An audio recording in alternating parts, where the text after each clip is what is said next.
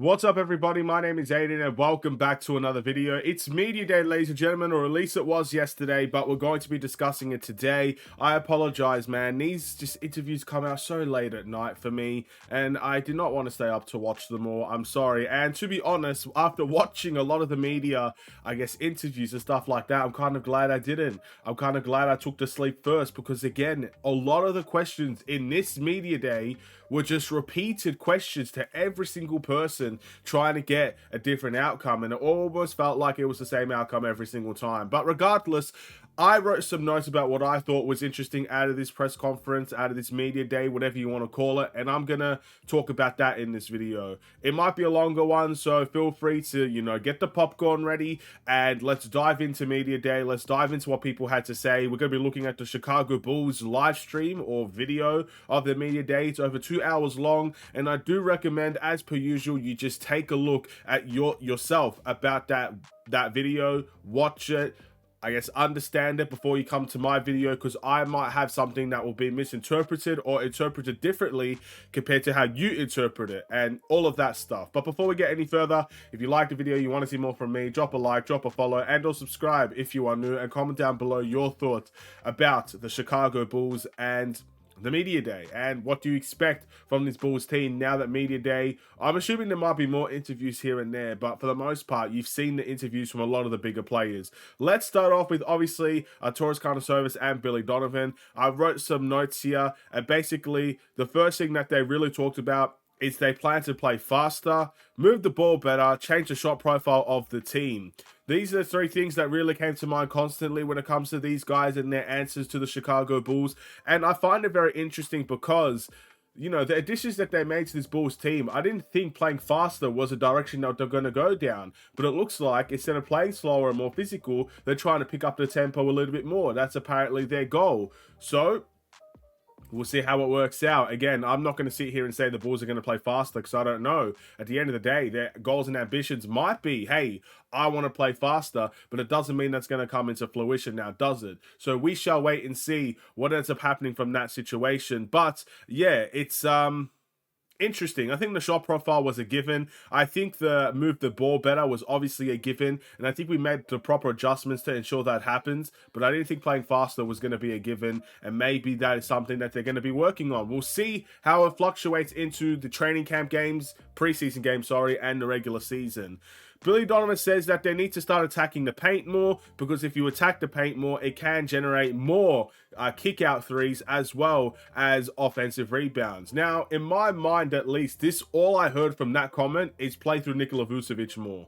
I know they can't just flat out say we're going to give the ball to Nikola Vucevic more, but if that's what they're truly looking at, the best way to do that is to get your post player in the post and get some buckets in the paint, get some offensive rebounds in the paint. He's the one that's going to be dishing it out to threes and stuff of that nature. So that's kind of what I thought. I'm sure there's obviously more that they're going to do than just pass the ball to Vucevic in the post and get post points, get paint points, and that's the only way we're going to attack the paint. No, I think you've seen Zach Levine even last season attack the paint more. DeMar DeRozan is good at attacking the paint. You're obviously going to have to rely on other guys to really make a step up and attack the paint and all of that. That's fine, but I do believe that is going to be a vocal point for the Chicago Bulls, playing through Nikola Vucevic a little bit more. Even Nikola Vucevic kind of mentioned this in his own interview. In terms of the starting lineup spots, more specifically the point guard and the power forward spots, Billy Donovan suggested that there is no guarantee that every spot is going to be guaranteed for the whole 82 games. Now, let's be real. We know Zach Levine, DeMar DeRozan, and Nikola Vucevic's spots are guaranteed. We know that if they are healthy for all 82 games, they will play all 82 games starting in the rotation. But the point guard spot and the power forward spot are open for interpretation. We don't know who's going to be starting for the start of the season, and we don't know if their spots will be guaranteed throughout the whole season entirely. Now, I'm excluding injuries, because injuries will definitely change the lineup, but I mean healthy. If all these guys are healthy, Billy Donovan still can't guarantee, for example, Kobe White will play all 82 games starting for the Chicago Bulls. He'll have to switch it up, and maybe that's going to take some time to do, but he's basically saying from the very beginning that he probably doesn't know who's going to be starting, and he can't guarantee a spot for anybody. So there you go. he talked about the defensive side, Billy Donovan, and he said playing defense can lead to transition offense. And Billy Donovan talked a lot about spacing. Another big thing about this whole team was spacing the floor. I didn't necessarily think spacing was the biggest problem for the Chicago Bulls, but apparently that's something that they're looking at. I feel like spacing, especially if you have a guy like DeMar DeRozan as the ball handler, pretty much everybody's playing 5 out, and you're doing pick and rolls anyway, or even Vucevic is out there in the corner. I think spacing was not a big issue for the Bulls, but you know, if they see it as a big issue, then that's their job to work on, and we'll see how spacing can lead to better opportunities. And also, when it comes to spacing, you know, it's important to find those open players from the three-point line if you are trying to space the floor. You look at the corners and how open the corners are, and, you know, teams let us have that corner open because they knew our players weren't shooting at a high percentage from the corners or weren't shooting high percentages from three in general. So spacing, in my opinion, was never a problem, but if you convert, I guess, those three-point shots that you expect them to convert, then all of a sudden the spacing will look a lot better for the Chicago Bulls if you convert those three-point shots, in my opinion at least. So that's something that we got to take into consideration as well. Obviously, the big three has to give other guys more chance to create. Billy Donovan said this as well. So you're looking at guys like Kobe White to create more, Patrick Williams to create more. Obviously, the other guards on this team, like an Ayo and a Javon Carter and an Alex Caruso. Just a whole bunch of other guys to help create in this team, which, again, I feel like we've heard before, but we never seen in fruition. We always see Zach LaVine and DeMar DeRozan bringing the ball up anyway. So it's something that I like to hear. It sounds amazing in my head, but will that translate onto the court? Will you see Kobe White, Javon Carter, Alex Caruso bring the ball up more and get people into their offense a little bit more? Will you give them that license to create at a higher level? You know, it's something we're going to have to wait and see about. But they've spoken about it on Media Day, so I feel like that was important to mention. The benchmark is to make the playoffs, essentially. Torres Service said they want to make the playoffs. That's their goal. We'll see if that ends up happening. I don't feel like I need to go any further into this. We know their intentions. That's why they kept the team the same. Ayo needs to be better efficiency-wise. Now, basically, when they asked about Ayo, and how Ayo could develop, they basically said Ayo needs to improve in everything. Then he needs to improve in decision-making, scoring the ball, efficiency, all of these things, right? But they spoke specifically about efficiency, and that is the thing that I take away from that Ayo question, is that efficiency-wise, it needs to be better, because if you improve your efficiency with the shots that you take, you're going to get more points. You're going to get more of everything that you're kind of looking for Ayo to improve. So it starts with efficiency with me, and we'll see where it goes in the future, because I don't have any doubts defensively about him or even playmaking-wise about him. But I do have some questions about his offensive work, and scoring the ball efficiency-wise. I think it starts with efficiency, and it will lead to other things in the future. They asked about the luxury tax, and basically, again, it's the same old answer. They're not ruling out the luxury tax this season, but giving time, they need to give time for the players to figure out. They've got to make sure this is the right group for the owners to get into the luxury tax. Basically, what we've heard about for the past couple months is that if the Bulls feel like they're contenders, then the owners will invest and they will pay money to go into the luxury tax. That's basically the answer that they gave in different wording.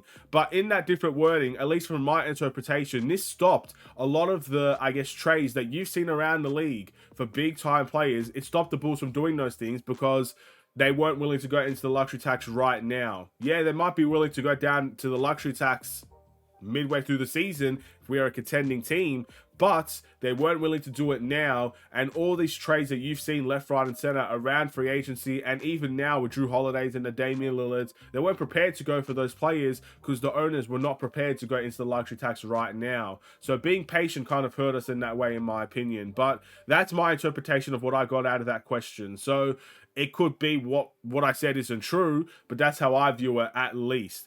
They asked about, I guess, how else the Bulls can improve, and I think Billy Donovan said just quicker decisions instead of being slow and letting the defense load up. Be quicker in your decision making and be efficient in your decision making as well, and that can lead to faster opportunities. It could get defenses off guard, stuff of that nature. And that was really all that they mentioned. Again, the whole 9 minutes we just talked about the front office's question and answer. But again, outside of that, most other players' interviews were the same thing. What did you think about Boston and Milwaukee's trade? To every single person. And they all gave the same answer except for Javon Carter. what do you think about the point guard situation? Who's going to start for the point guard situation? And they all give the same answer. It's whoever the coach decides, or it's whoever wants it more. You know, I feel like there was a lot of repeated questions, and there wasn't much, unless you're looking at Lonzo or Javon Carter, there wasn't much differences in any of these press conferences, really. But let's talk about Zach Levine's while we're here. Zach Levine believes in the team, and that's why he stuck around. He said, basically, if I don't believe in the team, I wouldn't be here. So he's here, therefore he believes in the team. That's obviously nice to see. And again, when it comes to the point guard spot, he says whoever runs the team the best comes out on top with the point guard spot. There you go. Basically, everybody said that. Zach Levine, when asked about playing for Team USA, he said he would play for them again, and it's a huge honor to play. So I'm not from the United States, so this does not necessarily mean that much to me. In fact, if any chance of Australia winning, I'd rather Zach Levine didn't go play for Team USA. But for all the Team USA fans out there, congratulations. Zach Levine will be willing to play again. Since he's going to be healthy for the full season, he said he's ready to step on the gas and go instead of rehabbing and all of that stuff. So that's something to keep in mind. And then he also said the big three needs to come up with results. Those are the things that I took away from Zach Levine's press conference. Feel free to watch it yourself again to see if there's anything that I may have missed, anything of importance that I may have missed. Let's look at DeMar DeRozan's press conference. When asked about the trade, he basically said you always want to play your best and play the best and win against the best. And he's trying to instill that in every other player, that he loves when big trades happen like this because it allows you to play the best. So, an interesting, a little bit of a different answer to the question, but again, the same question being asked. He said when it comes to what makes you think this team could be better this time around, he said third time's the charm in DeMar DeRozan fashion. Very unique in his answers there. And that's really all I got from DeMar DeRozan's press conference, in all honesty. Everything else was kind of, oh, what are your thoughts process through the contract situation and stuff like that. And it's everything we've heard before, so I felt like it wasn't important to talk about now. It's basically, we'll wait and see. He wants to be here. The Bulls want him to be here. He has an agent. He doesn't want to get into it. There you go. That's all that really came out from DeMar DeRozan's press conference. Lonzo Ball's press conference. He said he's about halfway through his rehabbing process, and he feels pretty good right now. He has complete ambition to play next season, or this, to the 2025 season for the Chicago Bulls. He intends on playing again. He said he's only 25. He feels pretty good, and he's able to play. And he also said that he misses playing. He's also available to all the point guards that need his help when it comes to asking questions. That's all I really got from the Lonzo Ball press conference. Nice to see him there. Again, I didn't expect it, but I'm happy that he was there. And I'm glad that he's halfway through his process, because again, it means that there's no setbacks. There's something else that he mentioned. There's no setbacks. He's literally halfway through. You know, I'm glad, and I'm hoping he could be able to play again. Let's go into the Vooch press conference. He said he loved living in Chicago and he was excited to come back. He said the World Cup experience was a good one. So, happy with that. Again, a different question about the World Cup. Vucevic was one of the only players on this Bulls team to attend a World Cup for his national team, which is fantastic. And he did play okay. He played solid and stuff like that. He also talked about trying to get the ball more like in Orlando. He said that was a big thing that they talked about. Not necessarily about scoring in the paint, but more specifically about assists and playmaking and being able to be effective in that way, which again speaks very, very, very, very similar to how Billy Donovan kind of spoke when it comes to attacking the paint more, offensive rebounding, and dishing out for threes. A lot of that's going to have to be on Nikola Vucevic because that's his game. So again, interesting from that point of view. We'll see if they live up to that. It takes time to develop good point guards. When they talked about the point guard spot, he talked about Kobe and Io in this instance and saying it takes time to become a good point guard. It's hard to play in that role, but he has confidence that they are developing in that role and they're both looking good. Great, fair enough. He needs to work more on the ball, or everybody from this Bulls team needs to work more off the ball, when it comes to scoring. Again, too much isolation, stagnation, and hero ball in this team. So that is absolutely correct. And we'll see if they can work on that. And that's really all I got from the Nikola Vucevic press conference. I don't want to make this a half-an-hour video, so I'm just going to keep on going. The Javon Carter interview, he said it's his dream come true to play for the Chicago Bulls. If you guys didn't know, he's from Chicago, and he will just help the team. That's what he brings to the table. When it comes to what he thinks about the Bucks and the Celtics, he said he doesn't care. That's the best answer of the night, in my opinion, because this is the Bulls media day. We shouldn't be asking about other teams so often. And I like his answer there. He doesn't care. Talk about the Bulls. That's what we're all here for. I love that answer. He didn't necessarily say that. He just said he doesn't care. But that's my interpretation. Like, stop talking about these teams. It's good that they're making moves. And that's their media day. We could go look at their media day if we want to get the questions about their, situation. Let's leave it for the Bulls, I guess. But fair enough. That's his answer for that.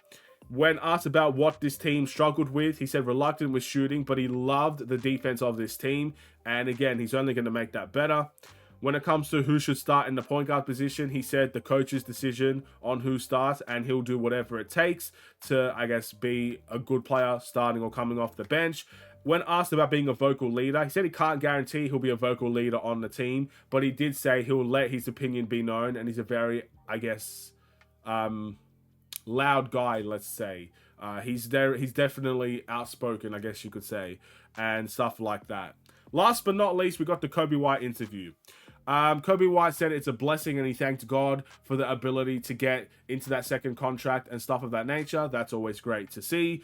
When asked about what he worked off in terms of his off season or worked on, he said he worked on his off the dribble shooting. That was the main thing that he kind of focused on. He said efficiency wise, he's great in the catch and shoot, but he's never really been a good off the dribble shooter. Again, this is Kobe White seeking his consistency, and that's something he even mentioned at the end of this interview. He's looking for some consistency in his game. It's not just the Bulls fans saying that he needs to be consistent. It's himself looking for consistency. So again, if he can become a great catch and shoot scorer, and all of a sudden he's a very good off the dribble scorer, then you're starting to find that whole package, and that is where I think his game is going to turn to at the end of the day.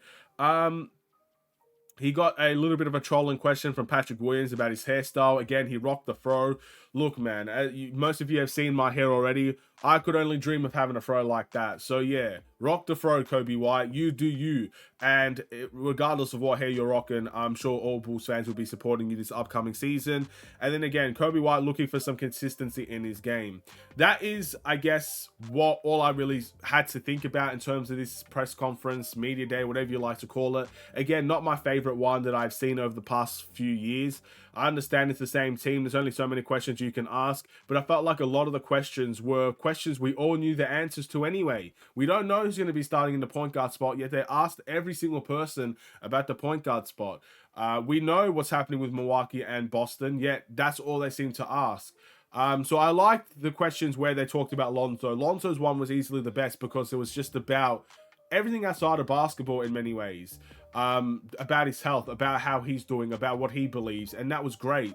Kobe White's one was fairly interesting as well. Vucevic speaking about the World Cup was good in his contract extension, but a lot of the same questions, and I can understand why people weren't necessarily happy with, I guess, how it went for Media Day. Or maybe people are just content. I'm content. Again, I've seen a lot better, but it's still a very exciting time for the Bulls coming into a preseason game very, very soon. So we'll see how it works in preseason, in training camp. We'll see how those actions and how those things that I've said speak into on the court, and how that is going to reflect the Chicago Bulls. So in due time, ladies and gentlemen. But thank you all so much for watching. If you liked the video, feel free to drop a like and subscribe if you are new. And I will see you in the next Chicago Bulls related video. Stay safe, stay healthy, and stay tuned for more. Take care and peace.